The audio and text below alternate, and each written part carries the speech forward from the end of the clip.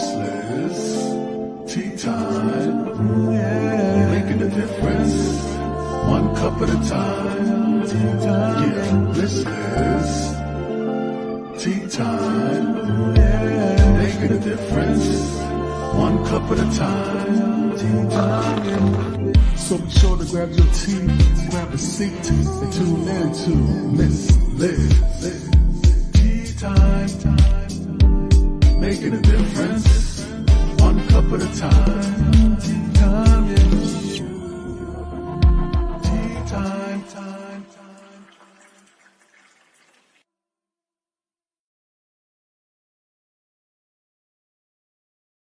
Well, welcome to Tea Time, and that's right, Miss Liz is back. It is evening tea time, and yes, it is a Monday. That's right. We're doing a Tea Time special with Joshua Peters. He's in the house, and we're going to talk about hypnosis and all of that good stuff, and some excitement. That's what I got. I got a little bit of excitement. So we're going to turn the anxiety into excitement. We're going to change it around and flip it up a bit. So before we get started, we're going to get the disclaimer out there. We're going to get a little bit of Joshua's bio out there, and then we're going to get you over to Miss Liz's YouTube channel. Ring that little doorbell and get notified when all of these incredible tea times go up. If you haven't heard of Miss Liz, check out Miss Liz's website at www.misslizsteatimes.com.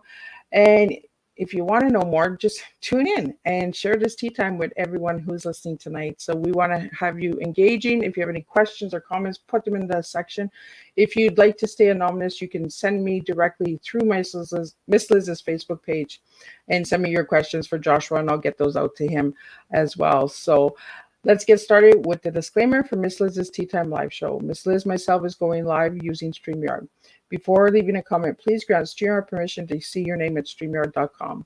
Please be advised the content brought forward for any Tea Time show hosted by myself, Miss Liz, is always brought forward in good faith. However, may bring forth dialogues and opinions that are not representative of my platform. The facts and information are perceived to be accurate at the given time of airing. All Tea Time guests and audience participants are responsible for using their good judgment and taking any action that may relate to the discussions. The content brought forward may include discussions for some where they may be emotionally at risk. It is significant to know that this show is engaging in discussion forums only to offer and inspire awareness and connection and is not providing therapeutical advice. If you have any questions about the disclaimer or the panelist discussion, you may freely contact me tonight at Miss Liz through my email at bookingmissliz@gmail.com. Moving forward, should you choose to voluntarily participate in tonight's show in any aspect, I myself, Miss Liz, welcomes you. And should you decide that the show is not made for you at this time, I respect those wishes and we'll see you at a later show at a later date and time.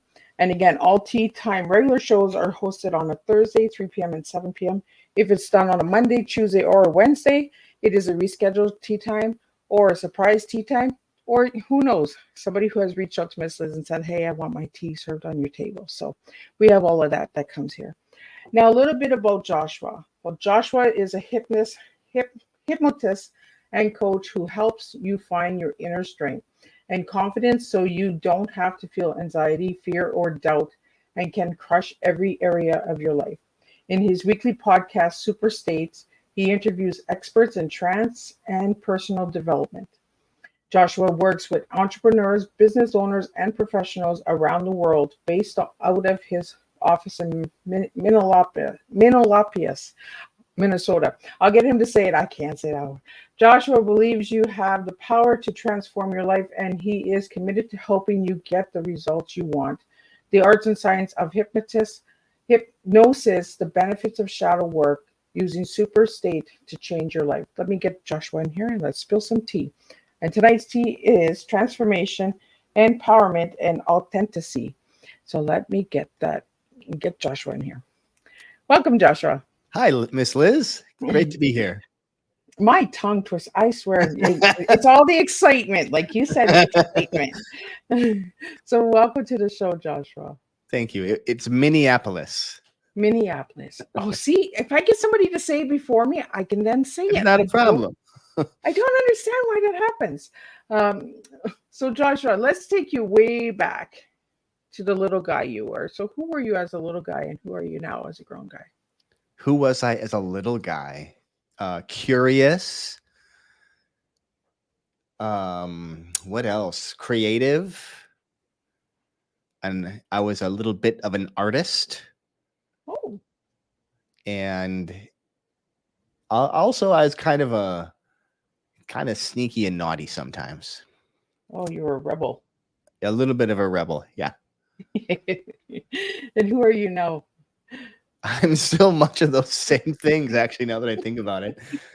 Probably pretty much exactly the same kind of a person. I'm curious about life. I like to be creative in how I live. I'm still a bit of a rebel.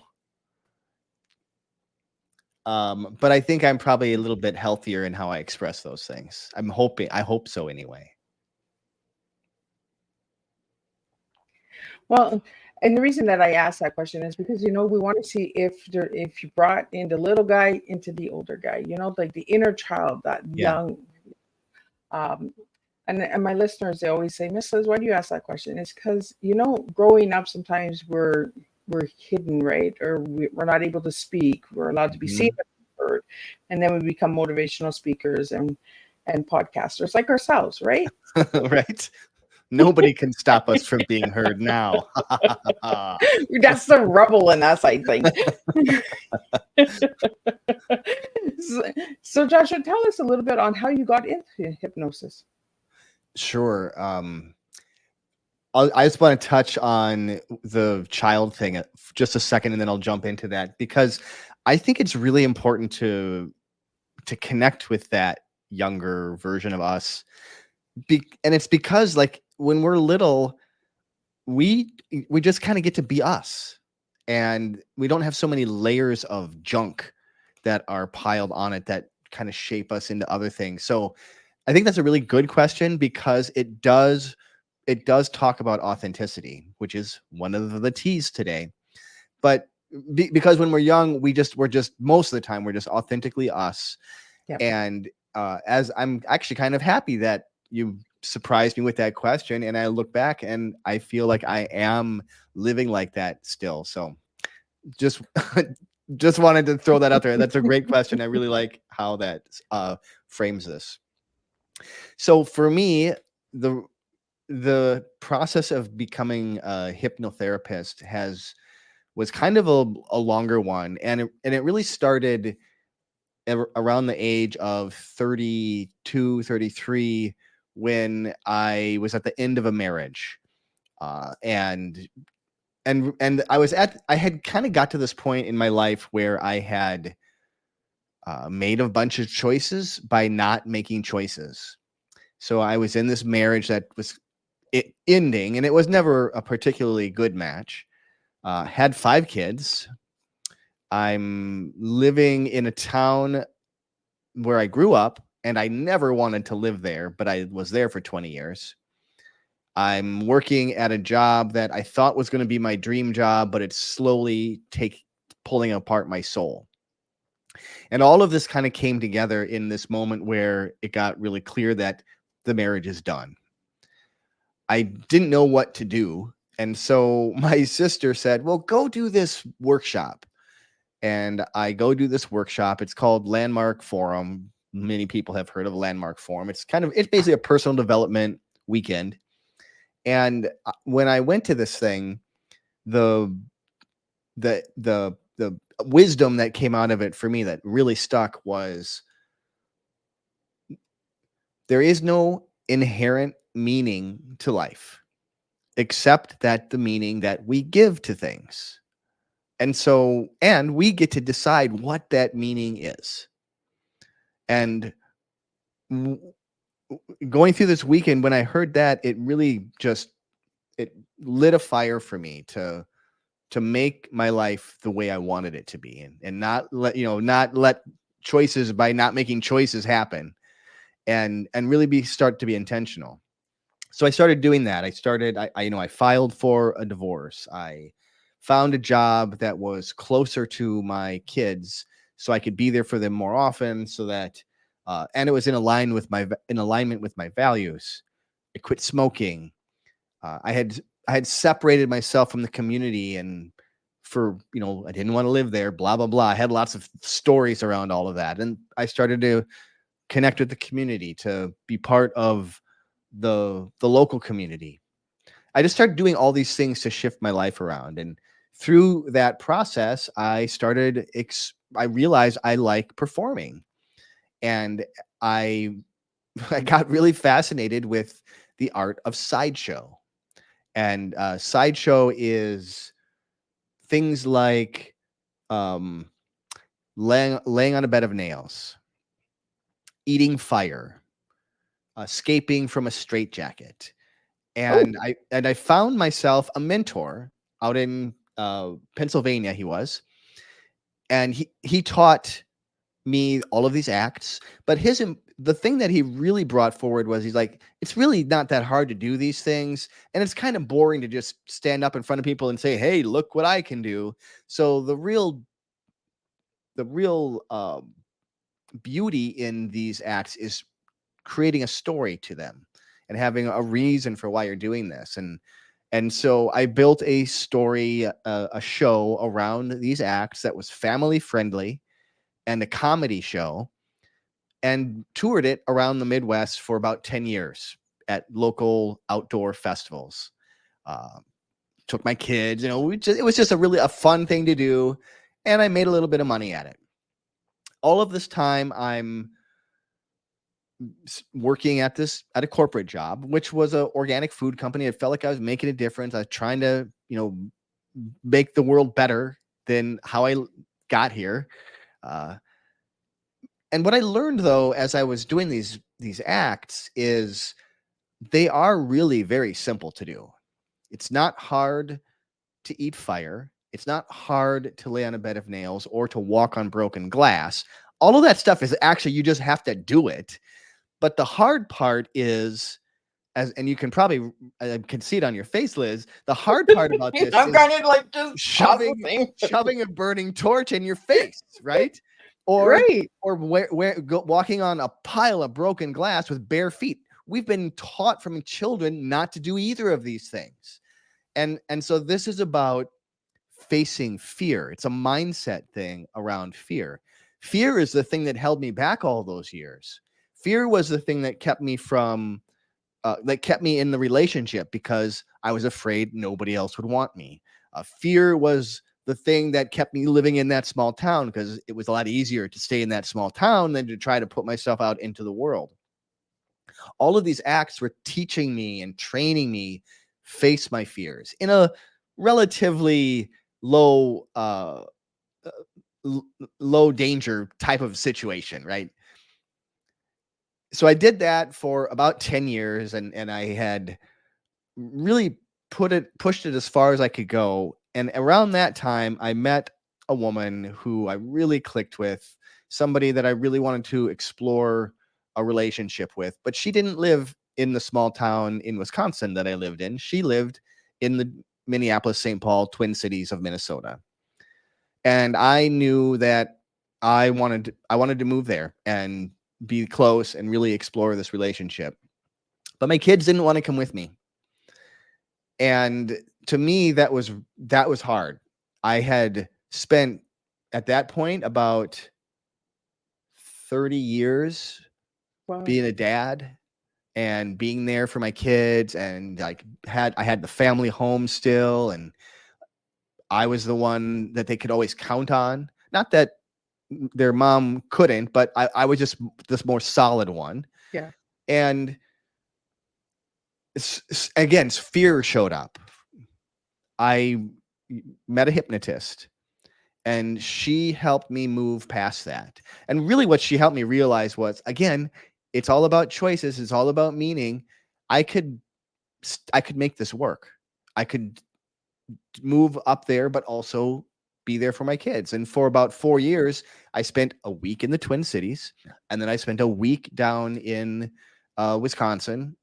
And I would work remote when I was in the Twin Cities. I would work in the office when I was back, and I stayed at my family cabin that we have down here. And I had 2 kids left in high school. They would stay with me as that went on. So I made it work. But I also got really interested in hypnosis, and this was about the 3rd time that it had showed up for me throughout my life. And as I started looking for what I really want to do, what am I really going to do when I grow up, I knew I didn't want to stay in corporate. It was good, but it was not meaningful to me. Yeah.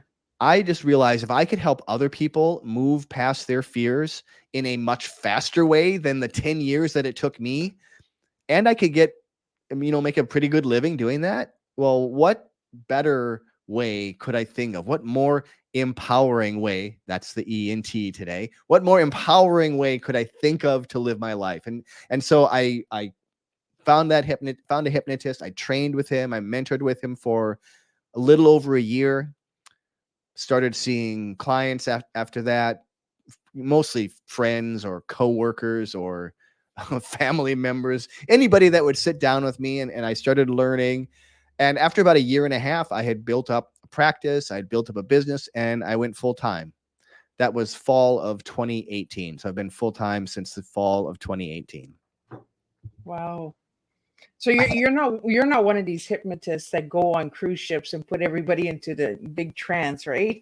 And have them do crazy things. I have been trained to do that. So one of the things about hypnosis is it's very fascinating, and there's so much that you can learn. I don't do that as that's not how I make my living, doing, performing style. I am a hypnotherapist or hypnotist, depending on who you talk to. I usually work one-on-one with clients, helping them move past a fear, an anxiety, a worry, something that's blocking them from living the life that they want. Kind of like what happened with me. And but usually I'm working with them for a relatively short period of time to move past that, to heal whatever's there, and help to empower them, finding their own internal X factor of confidence, of calm, of presence, peace of mind, all those things that people really want. I really like how you used your T, the words that you gave me, right? Transformation, empowerment, and authenticity. And you're switching your T, and you're giving a little bit of spill over here, a little spill over there. We're really gonna get a messy tea tonight. We're gonna have some fun with it.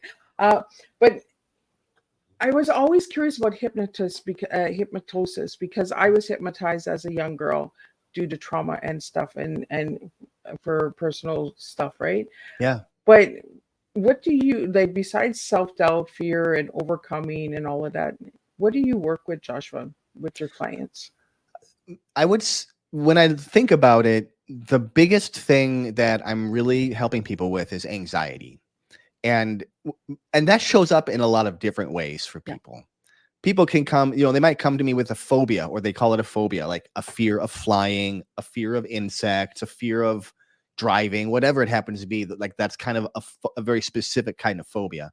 But most of the time, what's behind that is a more kind of generalized anxiety that they've managed, except for in this one area. Kind of like, I think of it like if you're squeezing the anxiety ball tight and like covering it up, it squirts out between your fingers and shows up in these different ways throughout life. But most of the time I'm working with people for anxiety of different things. A lot of times that's really helping train them to calm their nervous system, because most of the time with anxiety anyway, what's going on is you're getting thrown into a fight or flight or fight, flight, freeze response, right? And you're unable to get out of that. Once you're in that, now you have chemicals flowing through your body. You've got different hormones and everything. You're not even really you anymore. You are you in survival mode. Yeah. And it's hard to move past that. So, I mean, really the first thing that I teach people is just how do you do that yourself? And that doesn't even require hypnosis. That's just, here's some techniques and some tools that I've learned and gathered over the years that can help you do that. So we have a question kind of comment here about the fireballs and walking on glass and that. Yeah. So is that like, did you use hypnotize yourself to do that, or was it a state of mind, or you just like, I'm gonna do this? Like, how do you do that? Like, so remember the little me who's very curious, and I didn't say fearless, but he was pretty fearless too. He also would loved playing with fire. So you're a fireball baby. So I one time as a kid, I thought it would be a great idea to light these leaves on fire that are in the window well of our house. Wow. Now it didn't burn anything down, but that was a really stupid thing to do. But for whatever reason, I just thought it was great. I loved playing with fire. So I didn't need hypnosis to do these things. It was kind of flipping into the right mindset of The mindset. and my teacher was great because he would teach you the science of these things. Like the science between eating fire is that heat rises. So as long as your head is low and the flame is going up, as long as you don't breathe in, you're pretty good. Because the heat stays to the top. Yeah, the flame goes up. So and then the other thing to know is we have saliva in our mouth.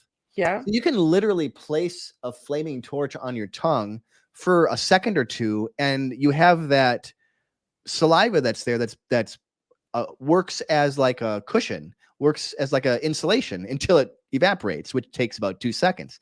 So you have about 2 seconds there where you have this insulation, so you don't get burned. And if you know these things, you can do it in a way that you're not going to get burned, or you're going to be very. My teacher always said, it's not a matter of if you get burned, it's when and how badly. And so if you're prepared, that badly is going to be very minor. And there's plenty of times that I've gotten just minor burns. It's more like a sunburn is kind of what it feels like. My lips will get dry or something just from being close to fire.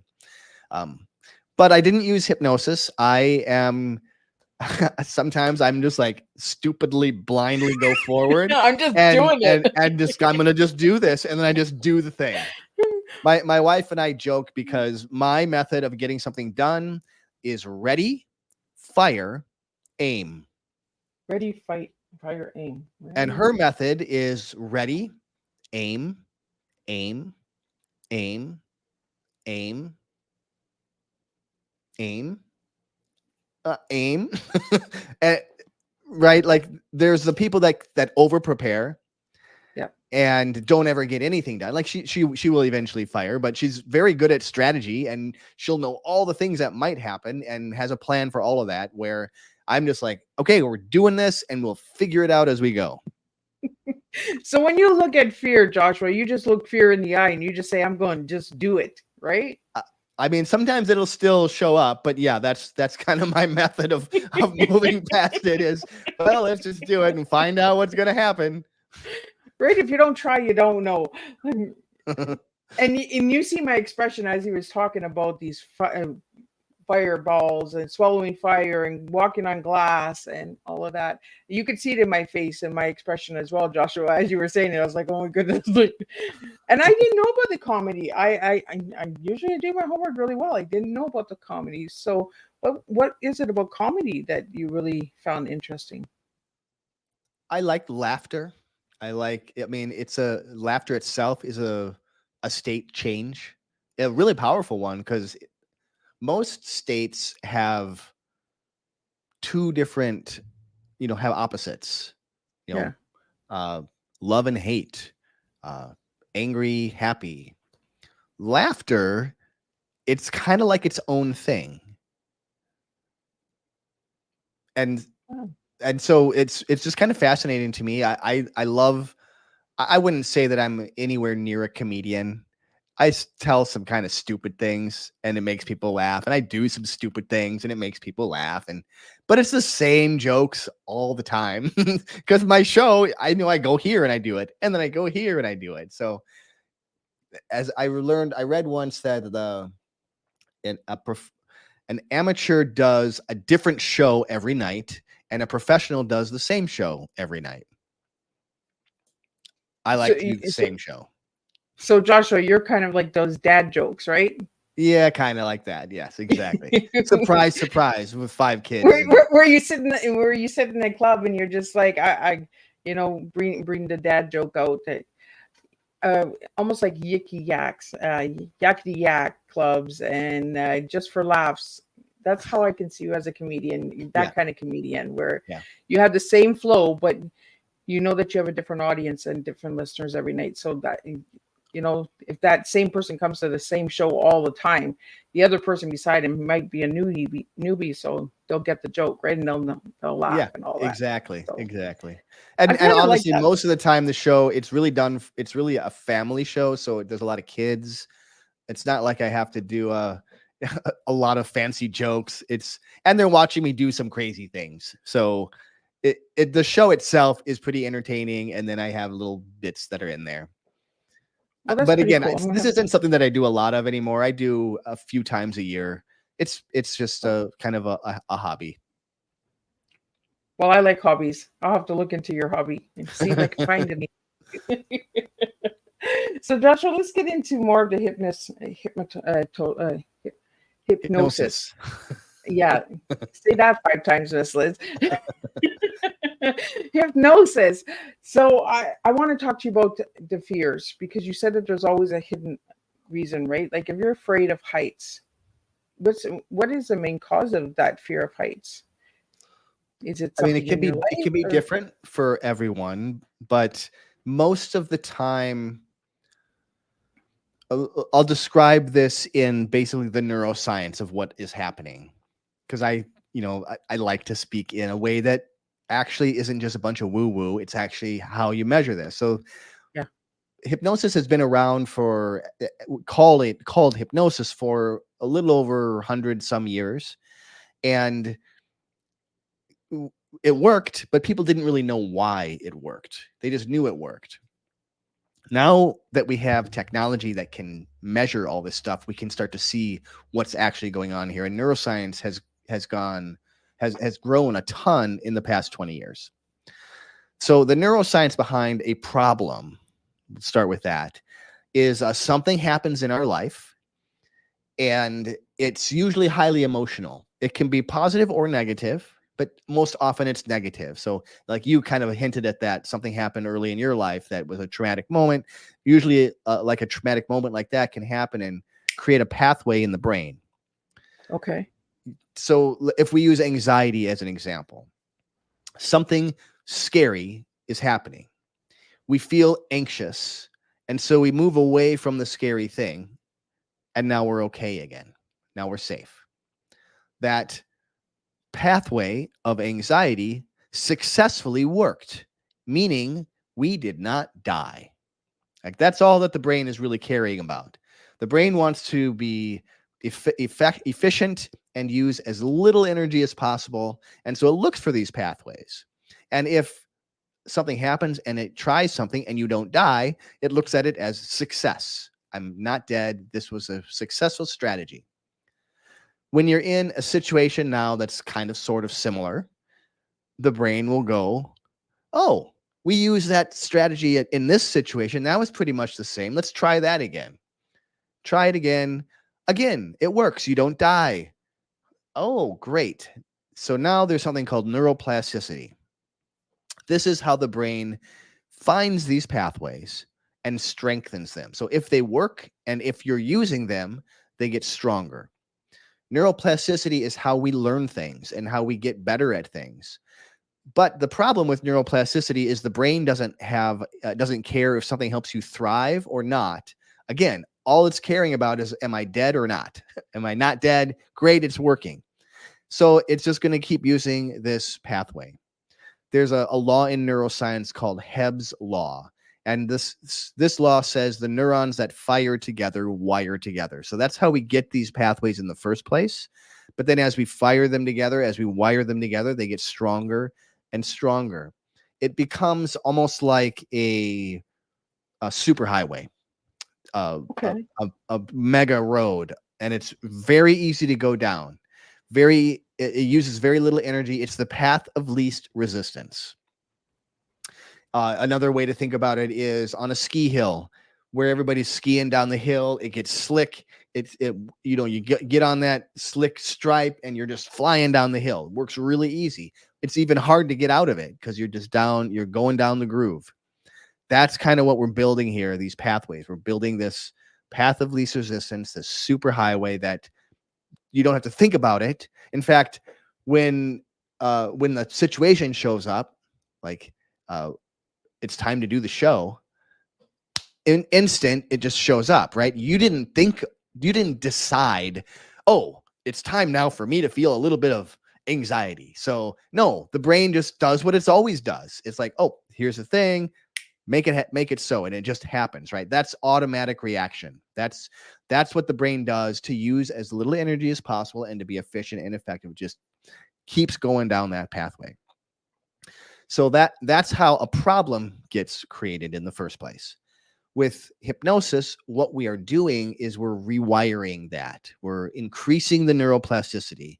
So going into a hypnotic state increases neuroplasticity. Another way to do that is a psychedelic. Like psychedelics, that's why they help people with PTSD and all these other things, because when you take it, while you're in the process of it, you have that neuroplasticity happening. But even beyond that, after some of those psychedelics, for literally for weeks after you've taken it, when there's no longer anything in your system, your brain is still operating at that with a higher level of neuroplasticity, making new connections, making connections that weren't there before. That's how you rewire the brain. With hypnosis, what we do is take you into a very relaxed state where you're able to focus, and you're able to, in some instances, we might go back in time and revisit a memory, but give that younger you different resources so that they can go through a situation differently. And then that memory that you've been holding on to, that's had this big charge, it just dissolves. The memory is still there, but the meaning that we used to give it, remember, the only meaning that's there is the meaning we give things, the meaning that we give it, or the story that we're telling about it, it just goes away because now we're giving it different meaning. Now we have a different story that we can tell. And then that collapses that problem across your life. May not happen with just a single session, although a single session can sometimes do that. Typically, I'm working with somebody for a series of sessions, and we're doing this in different ways. There's many different ways to change that pathway with hypnosis, aside from kind of going back in time. Like, that's one example, but it's not the only way to do it. And so we do that again and again. We use neuroplasticity to strengthen the new pathway until this one becomes the superhighway and the old one just starts to dissolve away. So it's kind of like you're making new pathways, like new roads, right? Exactly. So to use the analogy, right? What you got to do is, when you're making a new road, first you got to cut down the trees, then you got to put down the gravel, then eventually you're getting to that superhighway, but it's going to take a few times. Or if we're going to the ski hill, hypnosis is like a fresh layer of snow. So now you can ski in a different direction. And now you just do that again and again. And now you have a new path that you've created. So when you're going in, when someone is being hypnotized, Joshua, mm-hmm. Are they like, is it easy to hypnotize people? Can everyone be hypnotized? Like, are there individuals that can't be? Like, the way that I like to think about this, and this is a very common question, and because we've heard this and you've probably seen, many people have seen shows where some people have been sent off the stage because it didn't work for them, or they were even that person who tried it and it didn't work on them. I like to think of this as, rather than let's call it hypnosis, let's call it a trance, because this is what we're really talking about. We're going into a trance state where we have access to deeper resources, different aspects of us that we don't have outside of that trance state, or where it's not as easy to access outside of that trance state. Hypnosis is a way to go into trance. The thing is, we go in and out of trance states all of the time. And in fact, when you're stuck in the anxiety loop, you're in an anxiety trance. So what I notice is, anyone can be hypnotized because we're going in and out of trance all the time. So this is about going into an intentional trance, a positive trance. When you're seeing a show and you've seen somebody not be able to go into hypnosis, it has nothing to do with can they go into hypnosis or not. It has more to do with, well, maybe that person just didn't feel like making a fool out of themselves in front of 1,000 people tonight. Or maybe they're just not feeling very well. Maybe they're really nervous about this. There's lots of things that can come up that will block it from happening, but hypnotic trance is a co-created process. I think I'm a guide. I'm using my language to help to guide someone's mind into that state, but they are also engaged. They're not unconscious. Like, this is a common thing. People think that, oh, I just want to go get hypnotized, and you're gonna put me under, and you're gonna say some things, and then I'm gonna wake up and everything is gonna be different. It's not like that. That's the movies, or that's those shows that look that way. But what we're really doing is different than that. We're working together to take you to a place where you can make changes for yourself. And I might say some words, right, that we've agreed upon together. So we've come up with the things that are going to be meaningful to you. And then when you're in that more relaxed, open state, I'm going to tell them to you, like, this is the things that you're going to do now. But also, we're going to do a lot of healing too. So this is more about a holistic view of helping you get into the right mindset that you want to be, to transform how you show up, to bring in that final tea from the tea that we're drinking tonight.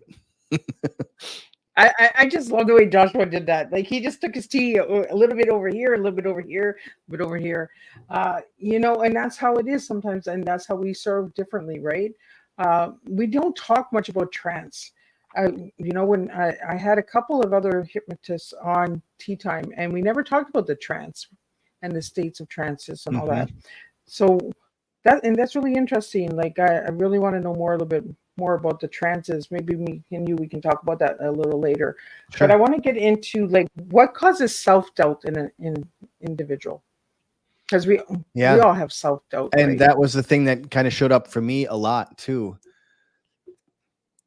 I mean, it was ultimately what I think, and I can talk for myself. I can talk for what I see a lot, but I see a lot of fear of rejection, fear of failure, a lot of fear-based kinds of behaviors where people are going to hold themselves back because then they don't have to face the possibility of failure. So think of, like, a perfectionist is somebody who, it's not about being perfect. It's about not screwing up. And have you heard of the growth mindset? I imagine that you've heard that term before. Yes, I have. Mindset, right? Yeah. So this is a lot of what I help people find. When you're, like, when I was in my 20s, 30s, I had a very fixed mindset. And I had lots of rules around what I thought life was supposed to be like and how you did things. And if I couldn't do it perfect, I wouldn't do it at all. Things were safer that way, rather than, ask out a woman. I would avoid that and just not do it because it was felt too uncomfortable to risk being rejected than to put myself out there. Part of this is learning that it's okay to make a mistake. In fact, mistakes are great. That's how we learn things. If we I say it all the time, go out and make a mess. Make a mistake. Screw up. Yeah. If we didn't make mistakes, or if we didn't move on from mistakes, we'd never grow. Like, when we were a kid, that first step that you took, you fell down. And if we had fixed mindsets as little children, that would happen, and we go, well, I guess I can't walk. Yeah. That's too bad. But even as little kids, we know it's okay to make mistakes. That's how we grow. That's how we learn. And sometimes we forget that. The reason that we forget that is we have experiences through life that feel embarrassing, or maybe somebody made fun of us or picked on us, or a parent said a certain thing, or we had trauma stuff that happened, and it became our trauma response to hide or be quiet or whatever it is. Like, there's lots of ways that can show up. So a lot of what happens is I'm helping people heal these trauma responses that they've had, and really don't even maybe realize that that's what's going on, so that they can just show up the way they want to. Like, this is about being authentic, being who you are, living life the way you want to live it, not the way that just happened, but, like, if you could imagine how you want to live your life, let's do that. Well, and sometimes we need that outside help as well, right? Yeah. We know what we want, but we need that person to just kind of tell us what we want. You know, like, and there's a lot Yeah. of times where I'm like, oh, I really want to do this, but then somebody will say, well, just do it, and then I'll be like, oh yeah, I can, right? Like, Yeah. I can do it. Yeah. But we need that outside voice. We always look for that verification if it's okay to do, right? Sometimes in our lives, especially if we've gone through trauma or hard times in life, where we're told, you know, you're not going to get it done, you're not going to do it. Well, then you got to show them, right? You got to just do it and say, huh, look, I did it. Yeah. You know, kind of have that backbone and that little rebel in you, like when you were a little boy, right? Be that little Yep. rebel. The one who just You does know, and things. I think podcasters are rebels. You know, there's how many of us out there? There's like 3.4 million podcasts out there. Like, I Yeah. think we're all little rebels. Like, we're all looking for something, right? So, Josh, I want to get into um, the improved confidence. To improve your confidence, how do we go about doing that? Because confidence is one thing that I struggled with for years. And I still have my days where I'm like, oh, I don't know, I'm not too very confident today. So, how do we get over that?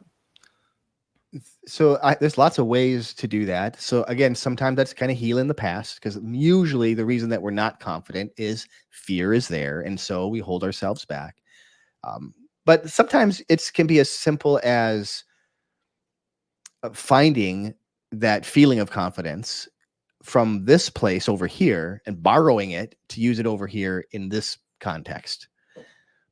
Much of what I help people do is change their state. Like, that's, if you want to kind of really pull it down, when you're in a fear state that's non-resourceful, I help you find the confident state, which is resourceful, and then apply it in the situation. So, like, to give you an example of how you do that, where do you mind if I do a little bit Sure. with you? You So, can do anything you okay, want. okay, cool. So, and we can, this is very conversational. Like, there's lots of ways to do this type of work. So, and I've been trained as a hypnotist, and I've been trained as a NLP practitioner, and all these different things. So I just kind of mix them all together and do the way that I like. So tell me about an area in your life that you'd like more confidence. Public speaking. Okay. Public speaking. And when is the last time that you tried to do public speaking? The last time I did a public event, I think was 2021 in Detroit. Okay. And was there a moment where where something happened, or like what was your experience kind of going into that moment? I was fine. It was almost like when before we go live, Josh, where Yeah. that excitement comes in, right? Okay. But as soon as I hit the stage, and all of a sudden the words are coming out, and I have no problem, but I'm not under. It's almost like I'm in a trance, and I don't remember that moment. And the moment is happening before you go on the stage. So Yeah. very similar to what happened before we did the show then. Yeah. Okay. How would you like things to be different? Well, I wouldn't want to have that excitement before I go on, because it was a good excitement, but I mean, I'm going to stop you.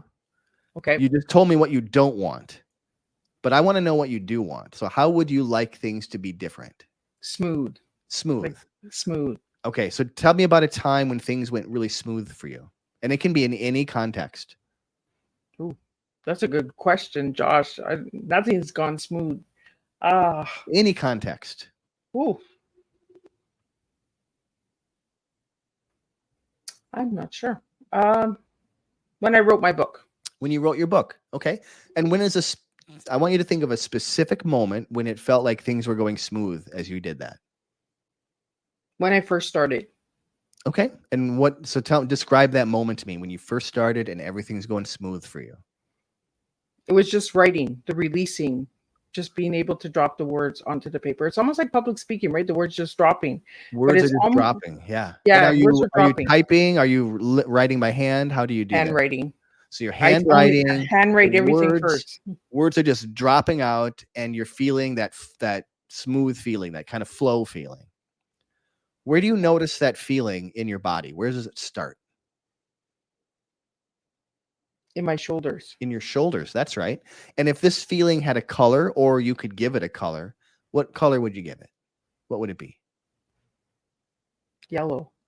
That's right. So it's in your shoulders and it's yellow and it's that smooth feeling of just dropping those words. Now, if this feeling had a shape, what would it be? Square. A square. So it's a yellow square in your shoulders and it's that smooth feeling of just dropping those words. Now, every kind of feeling has movement, has energy to it, right? Emotion, energy in motion. So how does this energy move for you?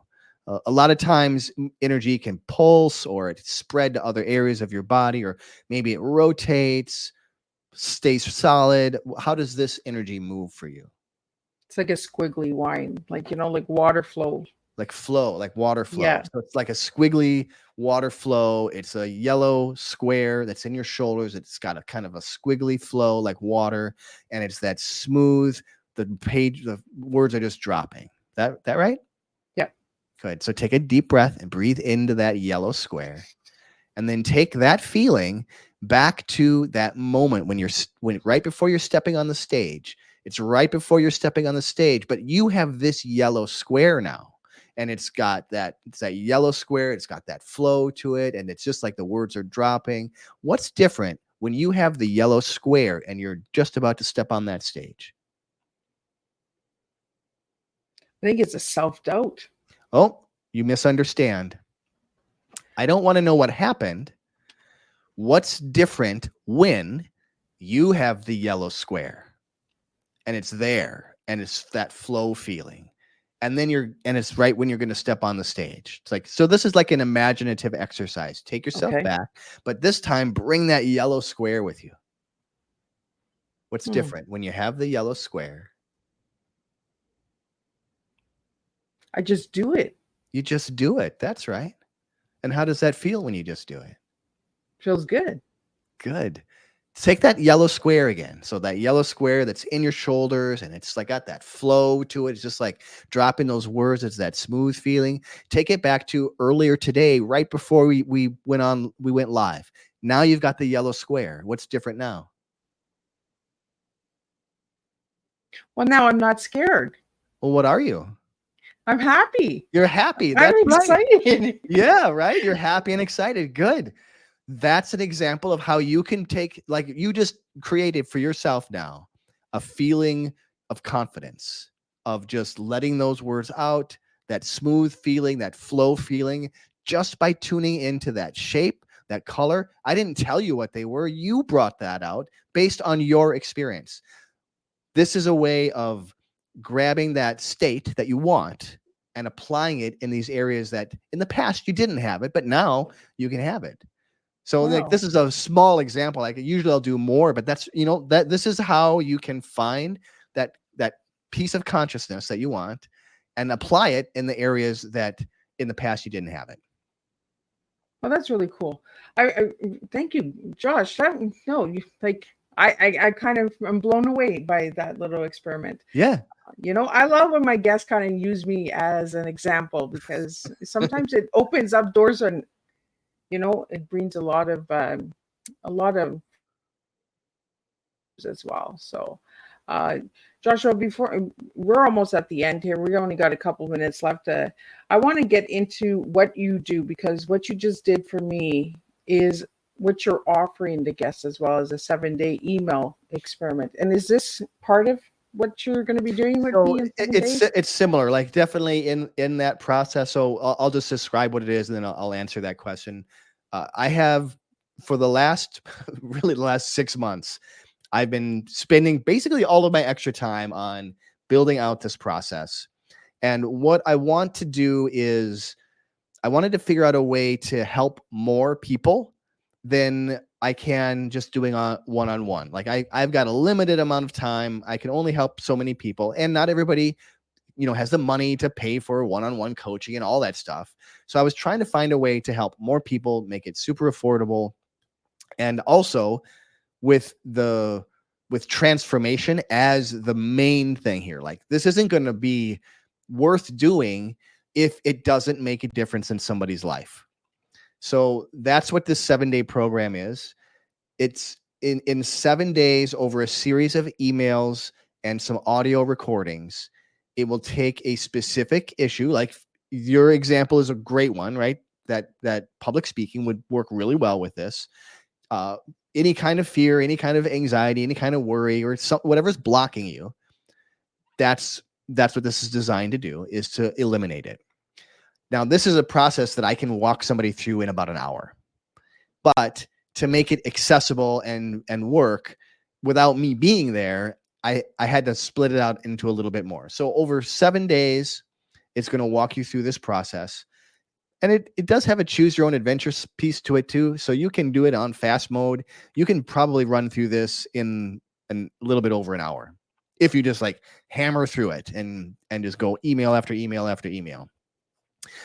But that's what it's designed to do, is to help somebody get through that. And a piece of it is identifying what we would do a little bit deeper, Liz, is we would have tuned into that fear feeling. Okay. And followed it in time to other moments when you might have felt it, and find either the earliest time or maybe the most important time when it was there. Because usually that's the core. That's like the root of this problem. And then we'll do a process that's about 45 minutes that clears that out, that removes the charge from that memory, like I was talking about. So that, and then we bring it into the future too. So now we're taking that same thing, pulling it into the future. That's the free gift that I have for your guests. And yeah, I think you've got it up right there. It's right on the screen. So xfactorhypnosis.com/T, and it will give you this process for free. So Joshua, this is almost like a time travel, because you're talking about the past, the present, and the future. So like, are we time traveling when we're in these trances? Like, I mean, you might look at it like that for sure. We're definitely traveling to different aspects of ourselves. Look at it that way. I like it. If anybody knows Miss Liz loves time travel. So I love how you worded that, Josh. Joshua, I want to talk about your favorite color, because your favorite color that you gave me was black. Yeah. So why black? I look good in black, for one. I forgot that, and I actually happen to be wearing black today. Like, hey, I look good in it. I like the color black. I like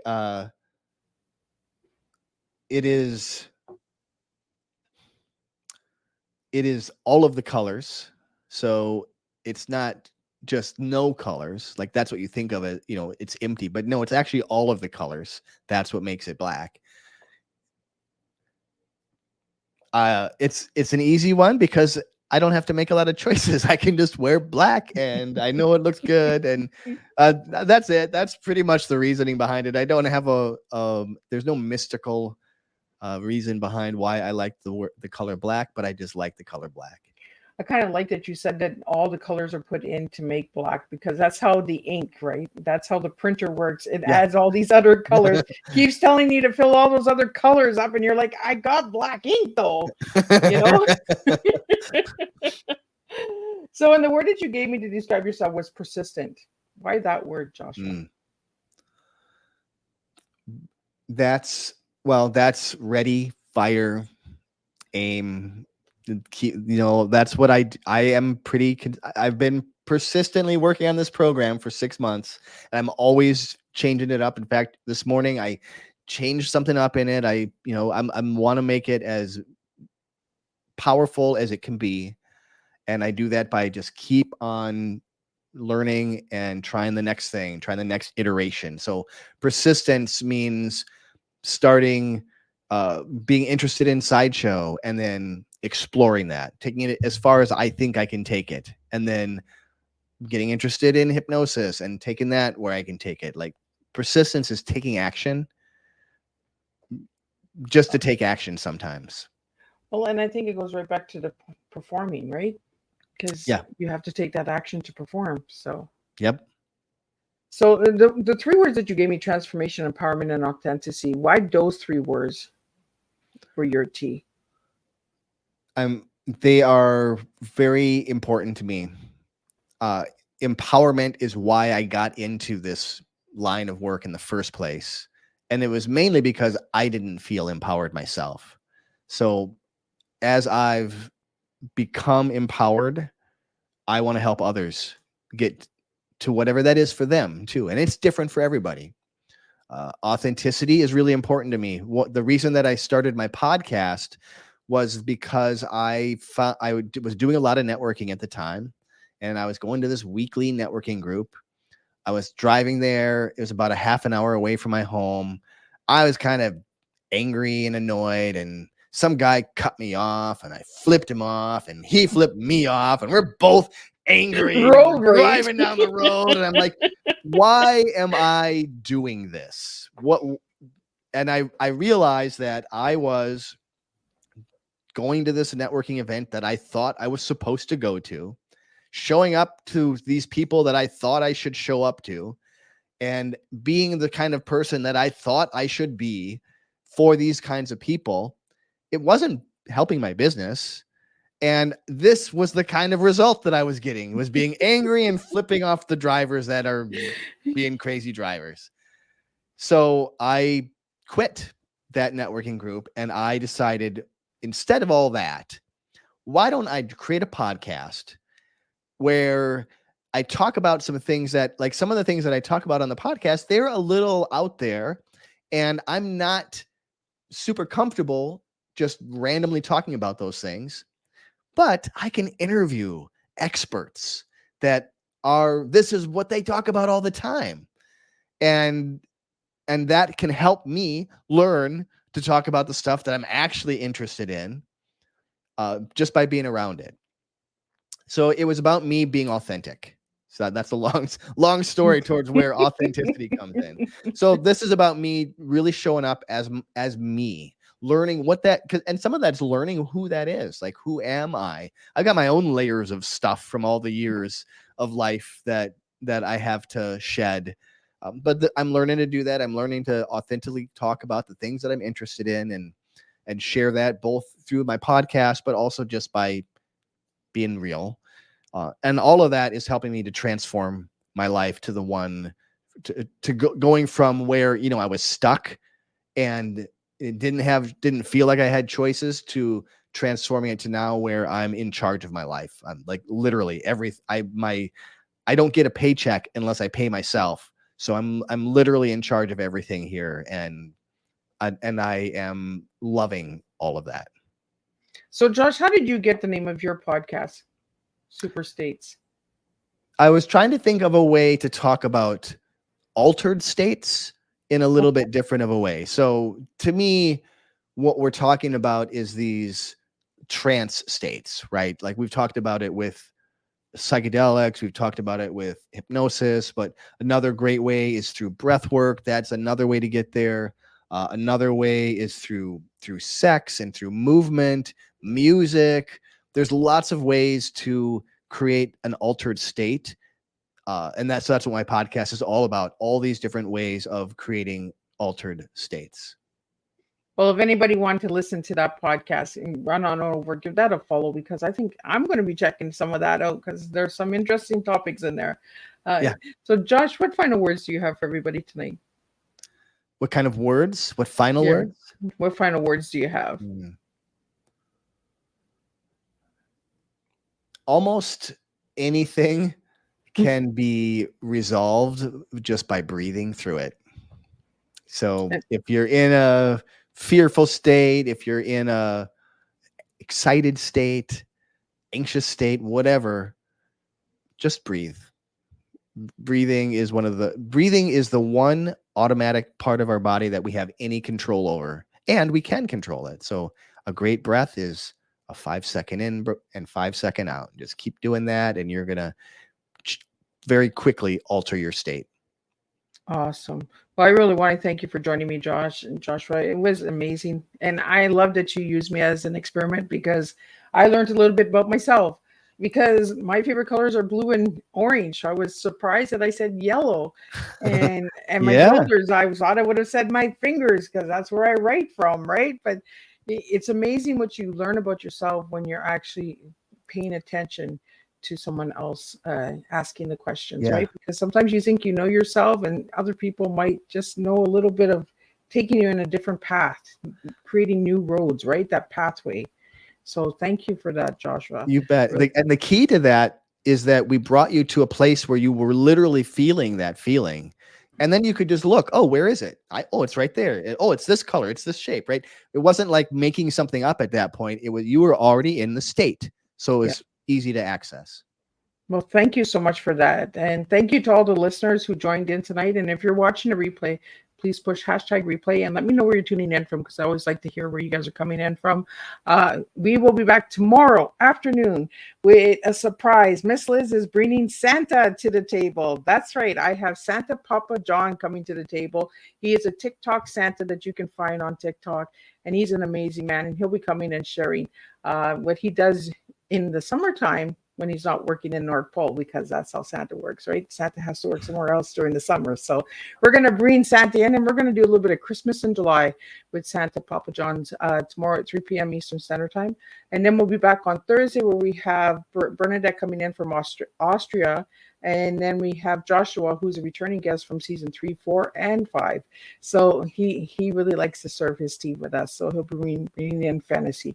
So until then, I want to wish everybody a good night, and stay true to your teas, serve your teas, and we'll all make a difference one day at a time when we're serving real life stories and words.